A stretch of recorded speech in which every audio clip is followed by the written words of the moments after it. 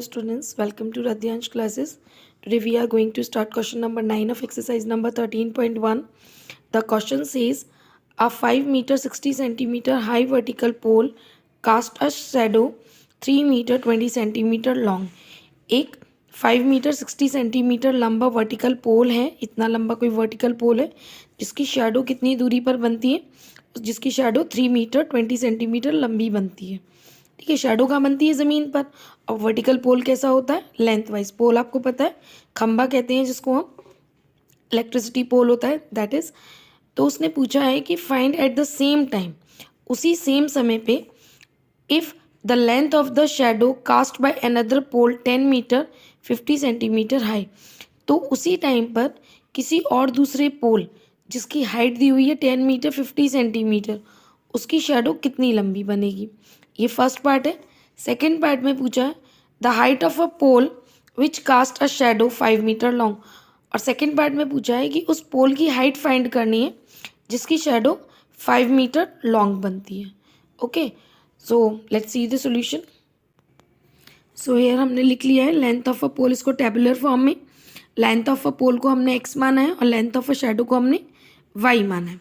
तो length of a पोल, जब पोल की लेंथ 5 मीटर 60 सेंटीमीटर है, उसको हम डेसिमल में लिख सकते हैं।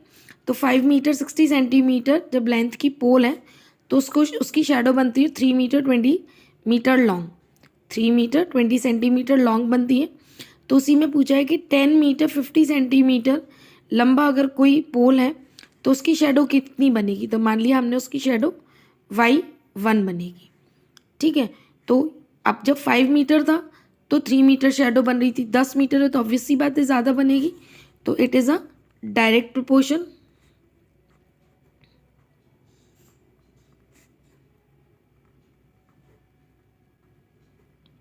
It is a direct proportion. और डायरेक्ट प्रोपोर्शन क्या होता है? x1 upon y1 is equal to x2 upon y2। तो यहाँ पर हमने x1 और y1 नहीं माने, इसको हम y2 मान लेते हैं ताकि कन्फ्यूजन ना हो। So x1 upon y1 is equal to x2 upon y2। ठीक है, x1 की वैल्यू कितनी है? 5.60 डिवाइडेड बाय y1 की वैल्यू 3.20। ठीक है, उसी जगह x2 की वैल्यू है 10.50 और y2 की वैल्यू हमने मानी है सेम y2। तो y2 फाइंड करने के लिए हम क्या करेंगे? बाय क्रॉस मल्टीप्लिकेशन y2 का मल्टीप्लाई हम करेंगे 5.60 में, is equal to 10.50 multiplied by 3.20। So y2 की वैल्यू फाइंड करने के लिए हम क्या करेंगे?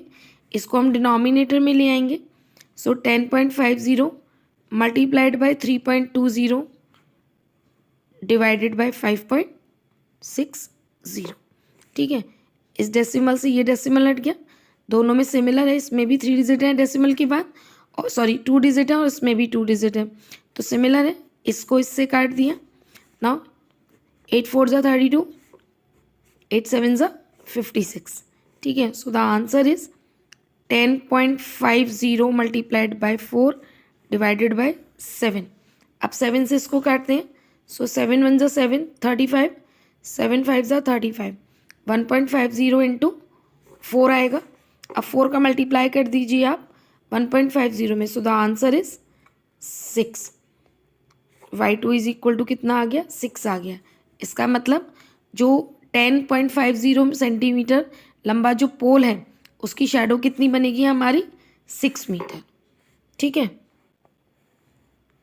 Now the second part is, now second part में दिया हुआ है जब शैडो की लेंथ 5 मीटर होती है तो हमको लेंथ की, पोल की लेंथ निकालनी है। जब शैडो की लेंथ 5 मीटर है तो पोल की लेंथ सपोज मान ली हमने ए है। ठीक है, so let the length of a pole be A. तो वैल्यू क्या होती है? x1 upon y1 is equal to, ये वाला जो होता है सेकेंड वाला सेम एज सब सिमिलर होता है। x1 upon y1 is equal to x3 upon y3। x1 कितना है हमारा? x1 हमारा है 5.60 डिवाइडेड बाय y1 है 3.20। किसकी हमने x3 क्या माना है a और y3 की वैल्यू कितनी है हमारी 5। Now solve it by cross multiplication. a का मल्टीप्लाई हम किसके साथ करेंगे 3.20 के साथ और 5 का मल्टीप्लाई करेंगे 5.60 के साथ। सो a की वैल्यू फाइंड करने के लिए हम क्या करेंगे 5 मल्टीप्लाइड बाय 5.60 डिवाइडेड बाय 3.20। इस ज़ीरो से इस डेसिमल से ये डेसिमल हटा, इस ज़ीरो से ये ज़ीरो काटा, 8 4 ज़ा 32 एंड 8 7 ज़ा 56। सो द आंसर इज 5 7 ज़ा 35/4। ठीक है। सो डिवाइड करने के बाद आंसर आएगा 4 8 ज़ा 32